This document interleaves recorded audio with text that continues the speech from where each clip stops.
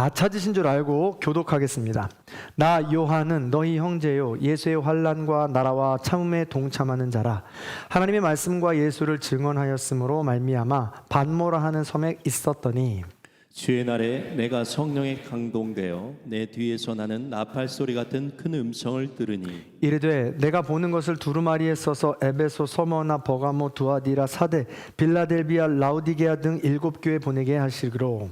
몸을 돌이켜 나에게 말한 음성을 알아보고 돌이킬 때에 7 금촛대를 보았는데 촛대 사이에 인자 같은 이가 발에 끌리는 옷을 입고 가슴에 금띠를 띠고 그의 머리와 털의 희기가 흰 양털 같고 눈 같으며 그의 눈은 불꽃 같고 그의 발은 풀무불에 단련한 빛난 주석 같고 그의 음성은 많은 물소리와 같으며 그의 오른손에 7뼈리 있고 그의 입에서 좌우 날선 검이 나오고 그 얼굴은 해가 힘있게 비치는 것 같더라. 내가 볼 때에 그의 발 앞에 엎드려져 죽은 자 같이 되매 그가 오른손을 내게 얹고 이르시되 두려워하지 말라 나는 처음이요 마지막이니 곧 살아있는 자라 내가 전에 죽었노라 볼지어다 이제 세세토록 살아있어 사망과 음부의 열쇠가 가졌노라. 그러므로 내가 본 것과 지금 있는 일과 장차 될 일을 기록하라. 내가 본 것은 내 오른손에 7별의 비밀과 또 7 금촛대라.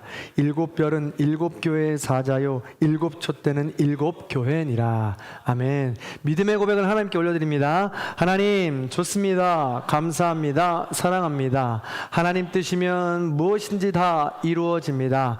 예수님 좋습니다. 감사합니다. 사랑합니다. 하나님 뜻이면 무엇인지 다 이루어집니다. 성령님 좋습니다. 감사합니다. 사랑합니다. 하나님 뜻이면 무엇인지 다 이루어집니다. 아멘. 하나님께 영광의 박수 올려드리겠습니다.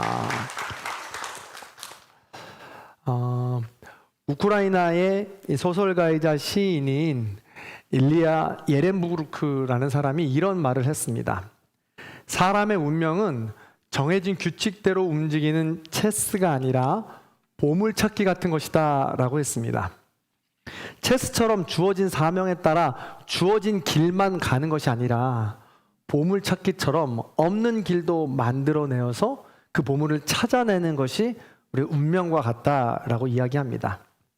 주어진 운명을 그대로 수용하느냐 아니면 그 주어진 운명을 개척하느냐, 인생은 그 선택에 따라서 방향과 색깔이 완전히 달라지겠죠. 명나라 태조가 자기와 사주팔자가 같은 사람을 찾았습니다. 전국을 다 뒤져서 나와 사주팔자가 똑같은 사람을 찾아내라 라고 이야기합니다.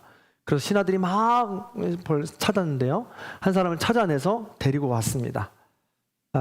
그래서 그 사람은 평생을 어떻게 살았느냐고 물었죠.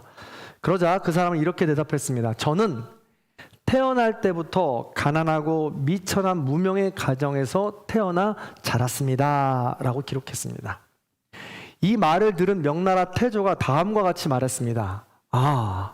나는 천자의 몸이 되고 너는 거지가 되었으니 같은 사주팔자를 타고 나서 무엇 때문에 너와 나의 삶이 이렇듯 현저하게 다를 수 있단 말이냐 라고 이야기했습니다.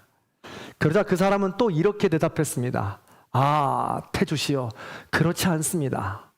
저는 밤마다 꿈에서 천자가 되어 궁궐과 성곽, 종묘와 백관의 아름답고 웅장한 모습을 구경하는 것이 폐하가 생사의 천자 노릇하는 것이나 마찬가지였습니다 라고 대답했습니다. 굉장히 패기가 넘치는 대답이죠. 태조, 당신은 지금 살아서 그 천자를 실제로 누릴지 몰라도 나는 시골 변방에 있더라도 꿈속에서라도 나의 삶은 천자로 살았고 그 모든 것을 누리며 행복하게 살았다라고 이야기하는 것이었습니다. 이 말을 들은 명나라의 태조는 놀랐고 이에게 상을 내려주면서 보냈다라고 하는 이야기였습니다. 이 홍만종의 순호지에 나오는 이야기인데요. 그렇습니다. 사주팔자라는 게 무엇입니까? 운명이라는 것이 과연 뭘까요? 가난한 집에서 태어나든 부유한 집에서 태어나든 남자로 태어나든 여자로 태어나든 무명의 가정에서 태어나든 명문가의 가정에서 태어나든 처음 주어진 그 상태로 살아가며 좌절하고 절망하고 슬픔 가운데 살아가느냐, 아니면 그 운명을 개척하면서 자신이 선택하는 것으로 행복한 삶을 만들어가느냐라는 것은 완전히 다른 이야기다라는 것이죠. 그렇다면 우리는 하나님의 자녀로서 그리스도인으로서 어떤 운명으로 살아가야 될까요? 어떻게 개척하며 살아가야 될까요? 이런 것이죠. 그것은요, 우리 요한계시록을 통해 알 수 있습니다. 지난 시간에 살펴보았듯이 요한계시록은요, 세 가지의 성격을 가지고 있다라고 했습니다. 첫 번째, 묵시. 두 번째는 예언. 그리고 세 번째는 편지입니다. 이것은 우리의 운명을 이야기하고 또 하나님께서 우리가 걸어가야 할 길을 만들어주시고 열어주신, 세상 말로 하면 운명을 열어주신 것이다 라는 것이죠. 생각해 보세요. 하나님은 사랑으로 세상을 창조하셨습니다. 그러나 인간의 죄성으로 관계는 깨집니다. 하나님은 포기하지 않으시고 그럼에도 불구하고 언약을 맺어주시죠. 끝까지 순종하면 구원을 얻게 될 것이고 불순종하면 혼이 날 것이다 라고 말이죠.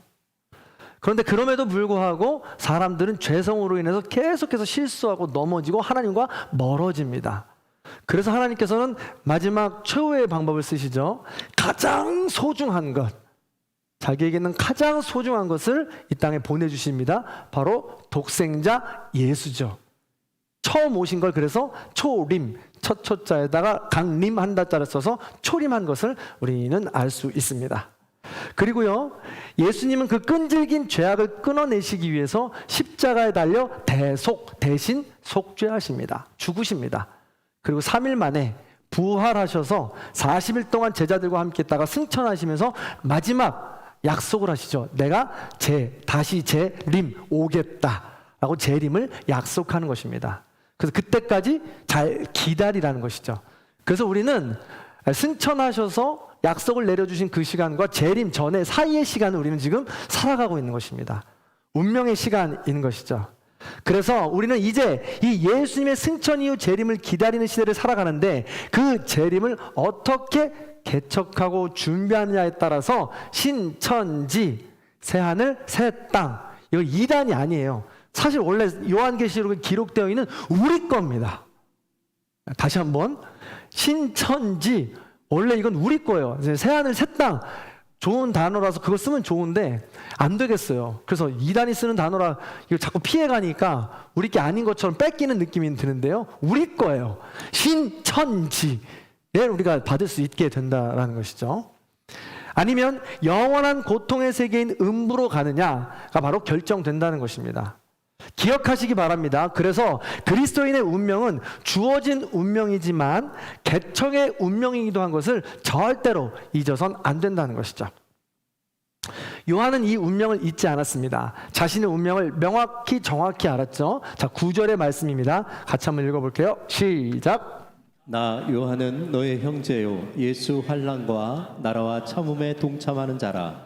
하나님의 말씀과 예수를 증언하였으므로 말미암아 반모라 하는 섬에 있었더니. 아멘. 하나님의 말씀과 예수를 증언하여 반모라는 섬에 갇힙니다. 그 섬에 갇혔는데 갑자기 호련히 음성이 들리고 환상이 보입니다. 그리고 이걸 편지로 쓰라고 이야기하죠. 그래서 7교회에 편지를 쓰는 것입니다. 그렇다면 이 요한이 받는, 우리가 지금 큐티를 하고 있지 않는다 할지라도 이쯤이면 편지의 내용이 어떤 것일지 우리는 가히 짐작할 수 있습니다.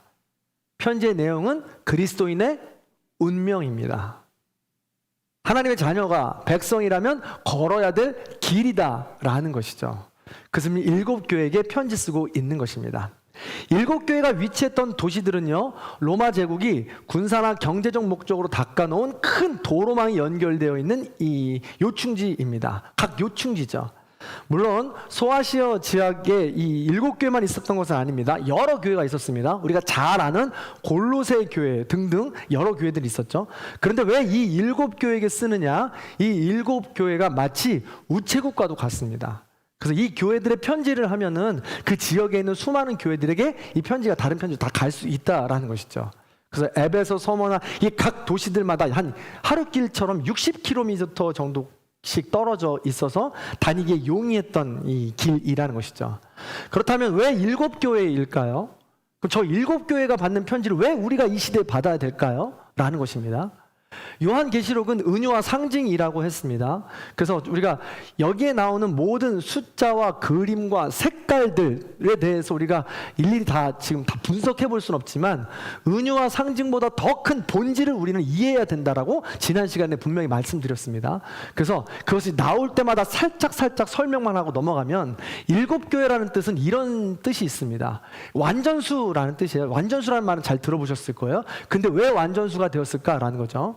바울이 환상 속에서 하나님의 나라를 다녀왔는데 그때 다녀온 나라를 뭐라고 하냐면 삼층천이라고 이야기합니다. 그래서 하늘을 뜻하는 숫자, 하나님 나라를 뜻하는 숫자는 3입니다. 반면에 이 땅을 이 땅을 상징하는 숫자는 4입니다. 왜요?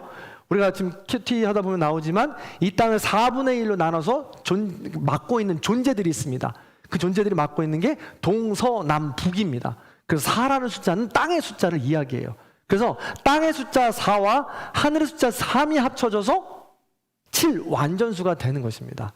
그 완전하게 하늘과 땅을 다스릴 수 있는 분, 주인이 되시는 분이 완전한 하나님이시다라고 해서 7이라는 숫자가 바로 그런 의미로 쓰인다라는 것이죠. 그래서 성경 곳곳에서 이야기하는데 하나님을 아무리 노력하고 모방하고 대적하려고 해도 따라올 수 없는 존재가 있어요. 그게 바로 누구예요? 천사이자 사단입니다. 그래서 사단이 쓰는 숫자는 7보다 못한 6입니다. 그래서 우리가 짐승의 숫자를 이야기할 때 수천 년 전부터 지금 계속 내려오는 이 미스테리 이야기죠. 666 우리가 짐승의 숫자로 쓰고 있는 것이죠. 혹자들이 이야기하기로는 로마 도미티아누스 그 네로 황제 때부터 박해가 시작됐잖아요. 그 로마의 박해를 사단이라고 이야기하고 짐승의 역할을 한다라고 이야기하지 않습니까? 그래서 네로 황제라는 이것을 히브리어로 번역해 보면 네로 황제가 이 히브리어는 글자마다 숫자가 기록되어 있습니다. 각자의 숫자가 있어요. 기억은 1, 니은은 2, 디귿은 3 이런 것처럼. 그래서 네로라는 숫자를 히브리어로 풀어보면 거기에 맞춰 있는 숫자가 있는데 그 숫자를 다 합쳐보니까 666이 나오는 거예요. 그래서 짐승의 숫자다라고 우리는 이야기하고 있는 것이죠. 이런 여러 가지 상징들이 있다라는 것입니다. 자, 그렇다면 이 완전 7교회의 편지를 쓴다라는 것은 이 땅에 있는 모든 교회의 편지를 쓴다라는 의미가 있는 거예요. 완전한 교회의 편지를 쓴다는 게 아니라 빼놓지 않고 모든 교회의 편지를 쓴다는 것이고 수천 년이 지나도 오늘 이 시간에 우리 교회도 받는 편지다라는 것입니다. 시대가 다르다고 해서 본질을 따라서 우리가 받을 수 있는 편지다라는 것입니다. 내용을 보면요, 주님께서 각 교회의 장점은 칭찬하시고 단점은 책망하십니다. 교회마다 그 칭찬과 책망을 세부적으로 살펴보면 좋겠는데 간략하게만 좀 살펴보도록 하겠습니다. 어떤 칭찬과 책망인지 도표를 보시면요, 7교회가 이렇게 나옵니다. 에베소 교회의 장점은요, 수고와 인내, 바른 교리와 신앙을 가졌다라는 것입니다. 그런데요, 여러분 기억하시면 좋을 것이 내가 잘하는 것 때문에 내가 돋보이기도 하지만 내가 잘하는 것 때문에 실패하고 망하기도 합니다. 에베소 교회가 그랬어요. 수고와 인내, 바른 교리와 신학을 잘 가져서 그것 때문에 칭찬받는 삶을 살았는가 했는데 그 장점 때문에 실수한 게 뭐예요? 단점, 책망받는 게 뭐죠? 뭘 잃어버려요? 사랑을 잃어버렸다는 거예요. 바른 교리와 신앙을 가지고 수많은 사람들, 교인들을 정죄하고 판단하고 그러다 보니까 내 안에 가장 중요한 사랑을 잃어버렸다는 것이죠. 교회 공동체는요, 누가 뭐라 해도 사랑이 있어야 합니다. 하나님은 사랑이시기 때문에 그렇습니다. 그런데 중요한 사랑을 잃어버린 것이죠. 굉장히 지금 어리석은 모습을 보인 것입니다. 서머나 교회는 어떻습니까? 환난과 고난과 순교라고 믿음을 지켜낸 교회다. 그래서 책망할 것이 없다라고 했습니다. 이것은 지금도 그렇지만 당시에도 선순환에 악순환에 무엇을 선택하느냐에 따라서 순환이 달랐다는 거예요. 무슨 말이냐면 당시에는요, 사회, 정치, 문화, 경제, 종교가 일원화되어 있는 시대였습니다. 그래서 어느 것 하나 내가 마음에 안 든다고 해서 그것만 빠져나올 수가 없어요. 혼자 살아갈 수가 없는 시대입니다. 예를 들면 우리가 이민을 가서 미국에 가서 그곳에 정착하려면 가장 먼저 가는 곳이 어디입니까? 한인교회예요. 한인교회를 갔을 때 먼저 정착한 분들에게 이 문화와 이 모든 것들을, 행정 같은 걸 도움을 받는 거잖아요. 근데 한인교회에 정착하지 못하면 그 교회에서, 그 지역에서 살아남을 수가 없는 것이죠. 마찬가지예요. 로마 이 시대 서머나 교회도요, 내가 예수를 주로 고백합니다 라고 고백을 하기 시작했을 때 종교적인 것으로만 단절되는 것이 아닙니다. 사회적으로, 또 경제적으로, 행정적으로 그 모든 것이 차근차근 끊어져서 완전히 고립이 된다는 의미예요. 그래서 환난과 고난 더 넘어서 그 모든 것을 계속 지켜나갈 때, 끝까지 지켜나가면 순교를 지날 수밖에 없다라는 것이죠. 그래서 서머나 교회는 그런 칭찬까지 받았다라는 것입니다. 버가모 교회는 어떻습니까? 발람과 니골라당의 교훈을 지키는 자들이라고 하는데 이단을 이야기합니다. 그래서 이단을 섬기는 표현. 이 뭐라고 이야기했냐면, 지금 네가 섬기는 그 예수뿐만이 아니라 모든 신들을 다 섬겨도 돼. 예수님을 주인이라고 고백하잖아. 지금 아데네 신전에 가서 또 주인이라고 고백해도 돼. 이런 모든 걸 다 고백해도 뭐 상관이 없어라고 혼합주의를 이야기했던 것이죠. 근데 이 하나님께서 분명 뭐라고 이야기하시냐면, 좌우에 날선건 갖고 그 모든 걸 쪼개버리겠다고, 확실히 구분내겠다고 성경은 기록하고 있습니다. 두아디라 교회도 마찬가지예요. 이세벨을 용납했다고 되어 있는데 이거는 영적인 교만함을 이야기합니다. 나 방언도 하고 예언도 하고 통변도 하고 나 다 해. 내가 말하는 거 다 너희들 들어야 돼 라고 이야기한 것이죠. 요즘 교회도 이런 거 있잖아요.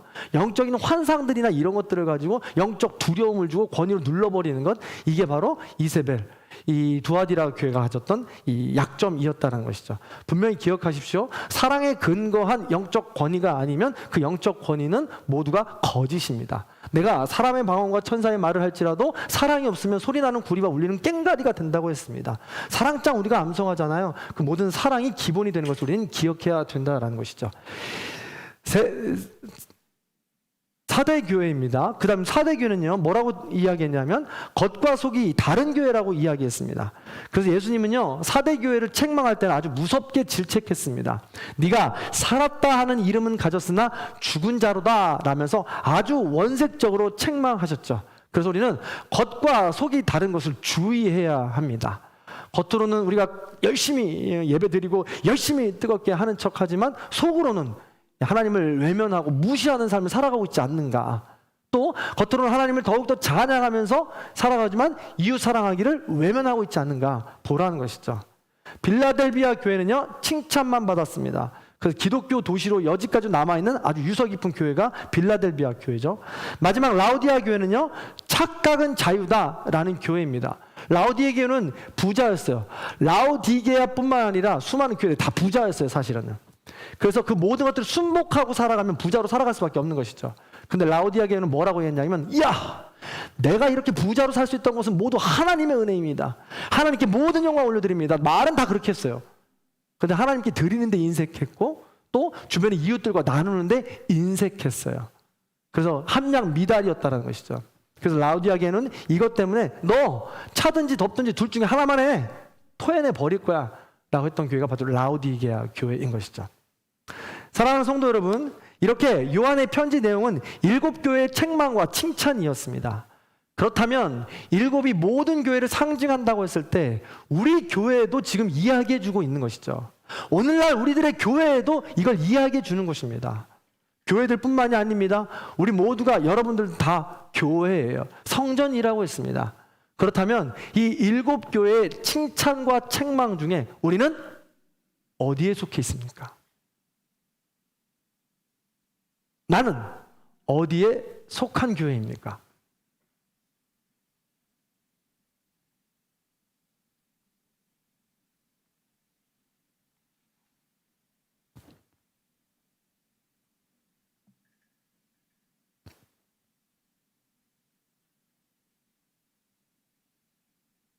여기서 잠깐 멈추려고 지기 전에 빨리 한 거예요. 생각하시라고.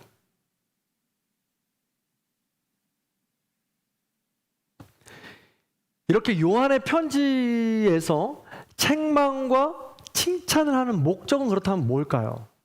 목적을 알아야 돼요.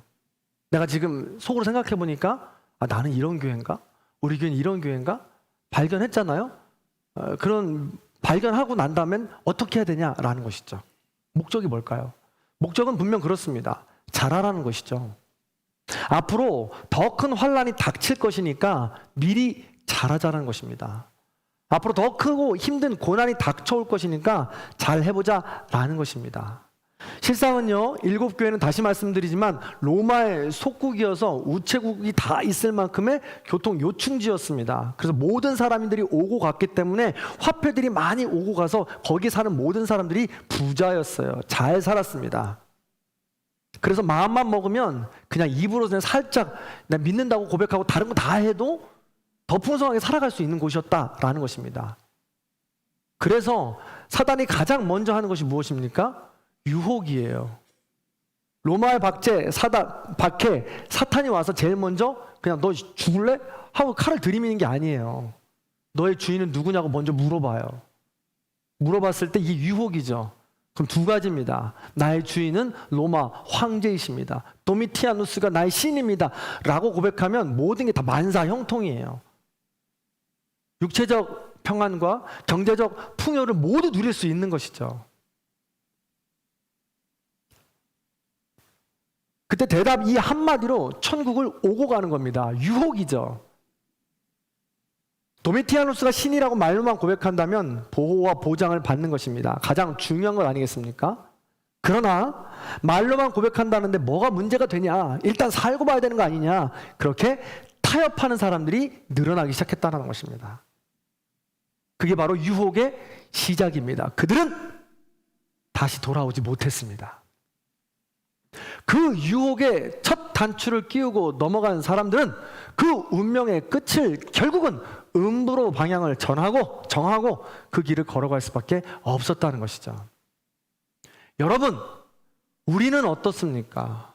사단의 유혹 속에 여러분은 어떤 결정들을 하고 살아가십니까? 이 정도는 괜찮지.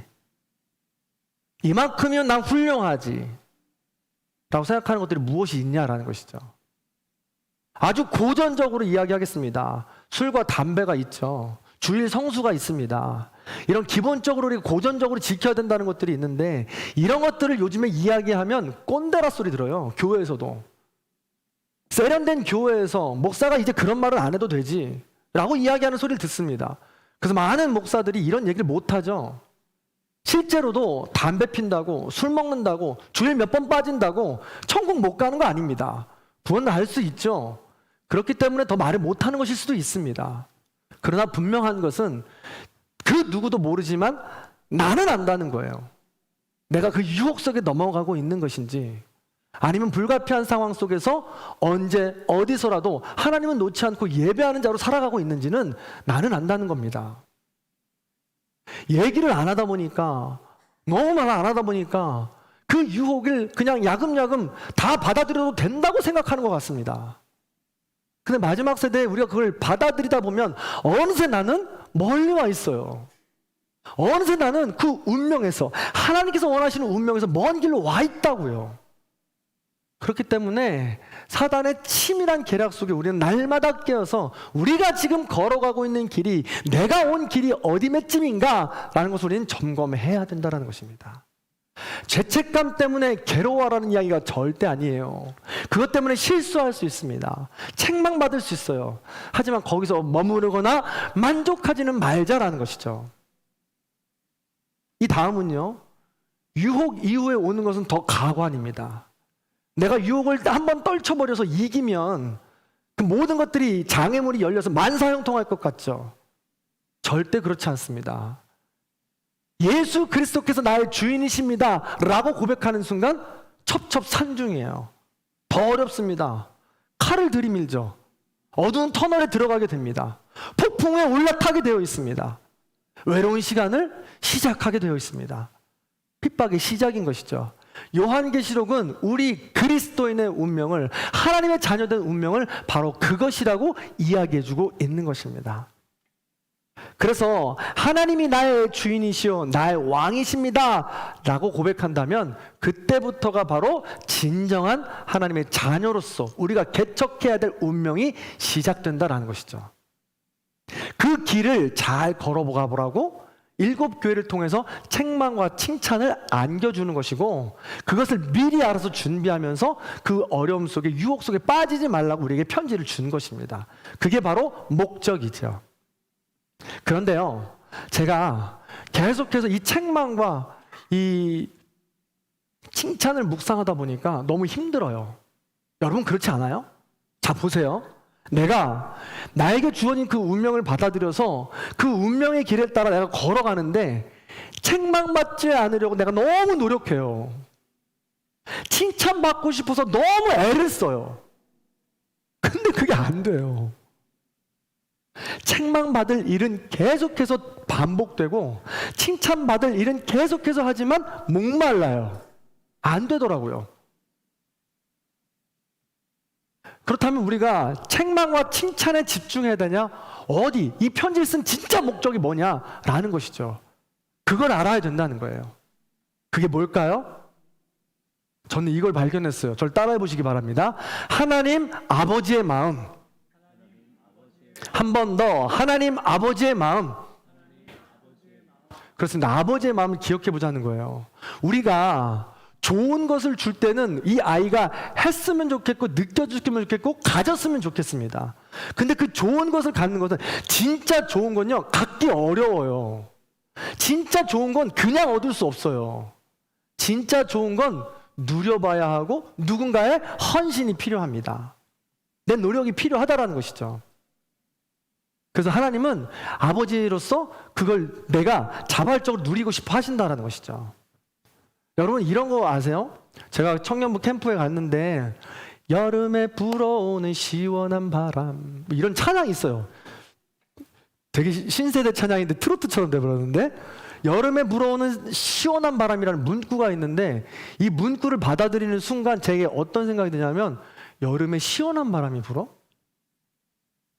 그러면서 제가 잊혀졌던 시원한 바람이 이렇게 몽글몽글 올라오더라고요. 그게 뭐냐면, 어렸을 적에 할머니 댁에 가면 시골 툇마루에 누워 있잖아요. 할머니가 수박을 줘요. 그리고 내가 졸려가지고 하나님 무릎팍에 누우면 할머니가 부채질을 해줘요. 에어컨 바람이 아니라 따뜻한 바람인데 포근한 바람이에요. 아시는 표정인 거죠? 네. 또 어떤 바람이 있어요? 친구들과 계곡에 가가지고 신나게 놀아요. 어렸을 적인데 등에 다 이게 허물이 벗겨질 정도로 놉니다. 계곡에서 지금 가보면 정말 낮은데 물 띠높이 하고요. 그러면서 그 친구들과 함께 나무 그늘 아래 앉아서 도란도란 쉴 때 불어오는 바람 있잖아요. 그 바람이 포근하고 따뜻한 바람이에요. 낭만적이잖아요. 또 어떤 바람이 있어요? 산 정상에 올랐을 때 힘들고 어렵게 땀 뻘뻘 흘리고 오른 산 정상에서 불어오는 시원한 바람이 있죠. 그 바람이 선선한 바람이잖아요. 이런 걸 내 자녀가 느꼈으면 좋겠어요. 이런 감성, 이런 EQ를 충분하게 키워줬으면 좋겠다라는 것이죠. 이 지금 어려운 시대를 살아가냐? 야, 더워? 에어컨 빨리 가. 에어컨 바람은 차가워요. 에어컨 바람은 아파요. 도저히 느낄 수 없는 감정이죠. 그래서 저는요, 이런 걸 어떻게 하면 조금이라도 느낄 수 있을까 해서 저희 집에 2호와 3호가 있어요. 둘째, 셋째를 데리고 하루는 계룡산에 산불봉으로 데리고 갔어요. 지금 이제 어릴 때잖아요. 근데 이제 우리 애들이 뭐라고 투덜대냐면, 월요일에 학교를 가거나 유치원에 가기가 싫다라고 그랬어요. 52주 매일 교회만 있었다라고 얘기하는 게 싫다는 거예요. 그래서 저는 어쨌든 시간이 나면, 월요일이면 뭔가를 좀 해줘야 되는 의무감이 있죠. 이 아이들을 데리고 산불봉에 오르려고 하는데 안 간다 해요. 꽃이죠. 야, 정말 산에 올라가면 자연 피톤치드의 향이 얼마나 아름답고 향기로운지 우리 건강하게 해줘. 맨날 핸드폰 보고 TV 보고 패드 보고 너의 눈, 충혈된 눈을 건강하게 해줘. 올라가다가 먹는 이 물, 쪼꼬바 환상이야. 정상에서 먹는 점심 정말 그야말로 천국이야. 꼭 가자. 한번 가보자. 안 간다 하지만 반강제로 이렇게 해서 애들 끌고 가죠. 아니나 다를까 아이들 끌고 올라가는데 10분 올라갔을까요? 그때부터 입이 나오기 시작합니다. 처음에 좀 뛰는가 싶더니 힘들어, 어려워, 쉬었다 가자, 더 먹고 가자. 이미 물은 다 먹은 것 같은데 더 먹자. 그래서 올라가다 야! 그 때려가! 당장 그 소리 지르는 거. 막 이렇게 서로 막 뭐 훈계하다가 이렇게 하다가 달려서 이렇게 해서 올라가는 거죠. 아실지 모르겠지만 3분의 2 지점에 가면 남매탑이라는 게 있어요. 남매탑까지 갔는데 그때부터 애들이 오기가 생기나 봐요. 지도를 보는데 거기서부터가 진짜 난 코스예요. 그래서 이제 두 아이에게 묻는 거죠. 저도 힘들어가지고 사실은 힘들어서 이제 여기서 내려갈래 올라갈래, 저는 어떤 걸 선택해도 이 정도면 만족이에요. 근데 한 녀석이 누군지 모르겠는데 올라갈래 그랬어요. 그러니까 나머지 녀석도 그럼 올라가야지 하고선 끝까지 정상까지 우리가 올라갔습니다. 사진 한번 보여주세요. 자랑하려고요. 이렇게 해서 775m로 첫 번째 산에 우리가 올라갔던 거예요. 이 산에서 이렇게 뭐 옆에 온 분들한테 사진을 찍어달라 하고 내려와서 조금 내려오면 데크가 있거든요. 그 데크에 앉아서 싸간 아내가 정성스럽게 포장해준 점심을 먹었죠. 거기서 이야기할 때 우리 아이들에게 여러 이야기를 듣는데 어땠어? 라고 이야기하니까 뿌듯했어, 좋았어, 그리고 제가 원하는 답이 나왔어요. 시원해. 이런 감정들을 느끼게 해주는 거죠. 아버지의 마음이 이런 거예요. 고통스럽고 힘들지만 그 과정을 지나면 좋은 것이 있어서 거기까지 함께 가보자는 것이죠. 나는 알고 있으니까 나를 믿고 따라와 거기까지 한번 가보자는 것이죠. 저 산불봉에 오른 것과는 비교가 되지 않을 만큼 어마어마한 기쁨과 환상적인 신천지, 새하늘 새 땅이 기다리고 있다는 것입니다. 하나님께서는 그 길을 꾸중으로, 책망으로, 때로는 그 길을 잘 걸어가 보라고 우리를 밀어주고 계신 것이죠. 그래서 우리는 그 길을 끝까지 걸어가야 된다는 것입니다. 그렇습니다. 그런데 물론 여전히 그 과정이 여전히 어렵습니다. 번거롭습니다. 때론 무섭습니다. 그럼에도 불구하고 우리가 끝까지 포기하지 않을 수 있는 이유, 포기하지 않아야 되는 이유가 여기 있습니다. 17절, 18절이죠. 보시면 분명히 하나님은 요한을 통하여 말씀하십니다. 두려워하지 말라. 나는 처음이요 마지막이다. 살아있는 자라. 죽었다가 살아있는 자라. 세세토록 있다. 내가 이 운명의 길을 만든 자다. 설계한 자다. 라고 이야기하면서 내가 함께 하겠다고 이야기하고 있는 것입니다. 그러면서 7교회에게 이야기할 때 책망과 칭찬을 하잖아요. 그리고 꼭 마지막에 하는 것이 약속입니다. 어떤 말로 약속해요? 이 말로 약속하죠. 다음 성경 구절들 보여주세요. 귀 있는 자들아. 한번 보여주세요. 같이 읽습니다. 시작. 귀 있는 자는 성령이 교회들에게 하시는 말씀을 들을지어다. 이기는 자에게는 생명나무를, 이기는 자에게는 흰돌을, 이기는 자에게는 성전 기둥을, 이기는 자에게는 새벽별을, 이기는 자에게는 생명책을, 이기는 자에게는 보좌를, 여러 가지로 약속하시면서 우리에게 새하늘 새 땅을 약속하고 계세요. 귀 있는 자는 성령이 교회에게 하는 말씀 들으라고 있잖아요. 내가 이것을 창조했으니까 너 걸어가 라고 끝이 아니에요. 성령이 헬라어로 풀어보면 뭐냐면 파라클레토스입니다. 파라라는 것은 곁이라는 뜻이고요, 클레토스라는 뜻은 부르다라는 뜻입니다. 성령님이 이 운명의 길을 만들어 놓고 옆에서 계속해서 불러준다는 거예요. 속삭여준다는 겁니다. 지금 잘할 수 있어. 조금만 더 힘내. 야 이거 못해? 조금만 더 하라니까. 때론 책망하시는 거죠. 그렇게 해서 끝까지 새하늘 새 땅을 얻으라고, 그 운명을 개척해 가라고 우리를 응원하시는 거예요. 그렇기 때문에 우리는 갈 수 있는 거죠. 사랑하는 성도 여러분, 말씀을 마무리합니다. 우리의 운명은 하나님의 자녀로서 주님의 다시 오심, 주님의 재림을 기다리는 존재입니다. 그 과정 가운데는 사탄의 유혹과 박해가 필수적입니다. 없을 수가 없습니다. 더욱 비장한 것은 그 유혹을 지나면 그 핍박은 더 가중된다는 것입니다. 그러나 그럼에도 불구하고 우리가 포기하지 않고 그 길을 걸어갈 수 있는 것은 그 길을 걸어갈 때 우린 새하늘 새 땅을 얻을 수 있고 이기는 자가 될 수 있고, 그 길을 걸어갈 때야 비로소 내가 하나님과 교제할 수 있는 것입니다. 왜요? 예수님이 그 길을 걸어가셨으니까요. 예수님이 십자가의 길을 이미 걸어서 가셨으니까요. 그래야 나도 가야 그 길에서 예수님을 만날 수 있다는 것이죠. 그러나 우리가 포기하지 않을 수 있는 것은 그 길에 내가 혼자가 아니라 꼭 하나님께서 함께 해주시겠다고, 아버지 되신 그분께서 나의 등 뒤에서 밀어주시겠다고 약속해주고 있는 것입니다. 둘째, 셋째와 그렇게 775m라는 그 높은 산, 첫 산을 그렇게 올라갔다가 내려오는데 거의 3분의 2 지점에 내려오는데 막내가 자꾸 넘어져요. 불안해 미치겠어요. 돌 계단인데 자꾸 떼굴떼굴 굴러요. 앞에서 또 몇 번을. 나중에는 속으로 화가 나요. 야, 이것도 못 견뎌? 이 정도는 견뎌야지. 세상이 얼마나 험하고 힘든데. 라는 마음이 한켠에 있어요. 또 한켠에는 너무 짠해요. 안 됐어요. 고마워요. 그래서 저는 등에 업이라고 하죠. 업어서 한참을 내려와요. 내려오다 보면 아들이 또 이야기해요. 아빠 힘들잖아. 이제 됐어. 나 내려줘. 걸어갈 수 있어. 하고 함께 걸어서 밑에까지 내려와서 아이스크림 하나 딱 먹는 겁니다. 이게 바로 신천지죠.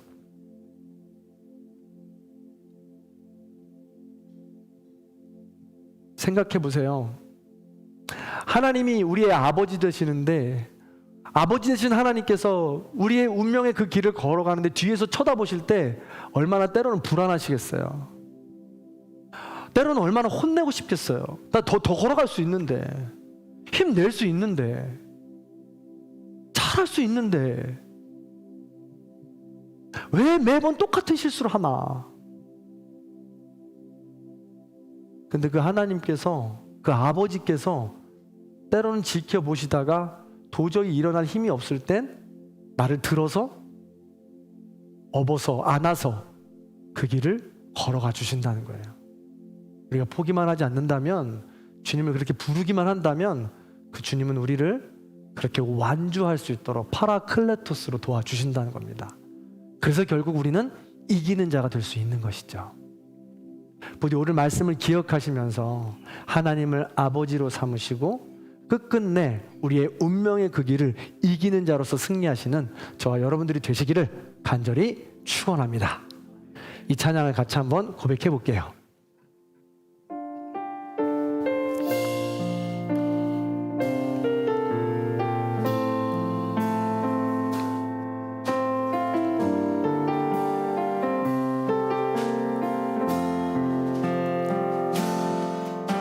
주의 자녀로 산다는 것은 불 가운데로 걸어가는 것, 그 속에서 신실하게 날 지키시는 그 손길을 경험하는 것, 주의 자녀로 산다는 것은 바다 위로 걸어가는 것, 내 온몸을 덮쳐오는 폭풍 속에서 잠잠히 주 바라보는 것, 때론 불 가운데 휩싸일 때도, 폭풍 가운데 무너질 때도 늘 내 곁에 함께 하시네.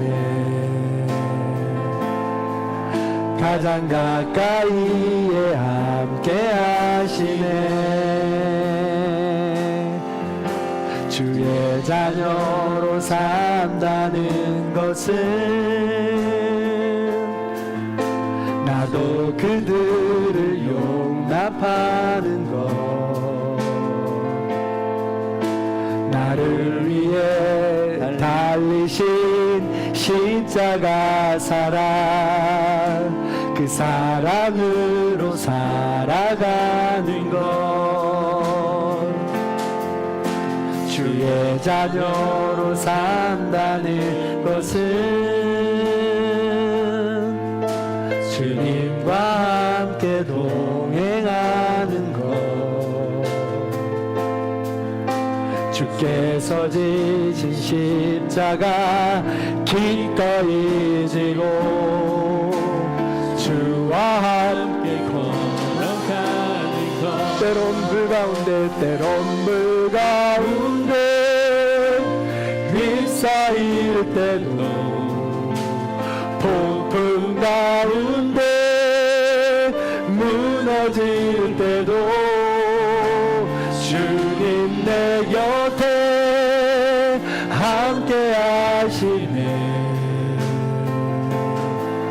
가장 가까이에 함께한 때론 불 가운데 때론 불 가운데 휩싸일 때도 폭풍 가운데 무너질 때도 주님 내 곁에 함께 하시네. 가장 가까이에 한 번 더 고백합니다. 때론 불 가운데 휩싸일 때도 폭풍 가운데 무너질 때도 주님 내 곁에 함께 하시네. 가장 가까이에 함께 하시네. 때론 불 가운데 휩싸일 때도 폭풍 가운데 무너질 때도 주님 내 곁에 함께 하시네. 가장 가까이에 함께 하시네. 이 시간 다 함께 눈을 감고 잠시 조용히 기도하겠습니다.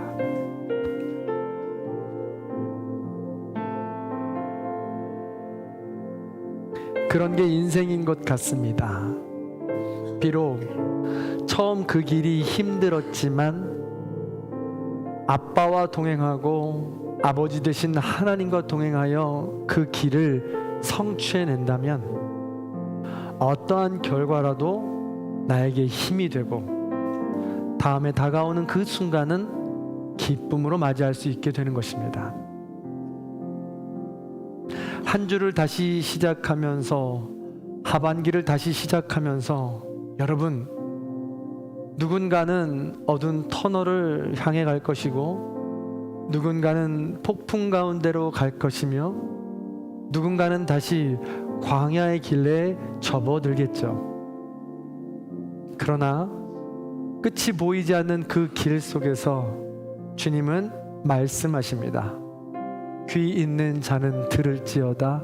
성령이 하시는 말씀을 들을지어다. 내가 영원히 너와 함께 하겠노라. 이 음성을 듣고 끝끝내 다시 승리하시고 끝끝내 다시 도전하시는 우리 성도님들이 되길 바랍니다. 그런 기도 제목 가지고 잠시 조용히 기도하겠습니다.